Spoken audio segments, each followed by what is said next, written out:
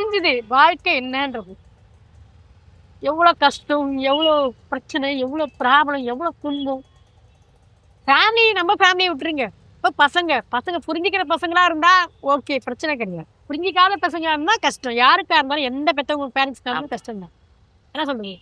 நம்ம அப்பா அம்மா வந்து அவங்க கூட இருந்துடக்கூடாதா? அவங்க இன்னைக்கு இருந்தாங்கன்னா அந்த ஒரு உண்மையே எனக்கு அது என்னை விட்டு ஒரு 5 நிமிஷம் கூட இருந்து என்னால நல்லா புரிஞ்சுக்க முடியும். எனக்கும் கூட முக்கியம் நம்ம பேரண்ட்ஸ் தான்.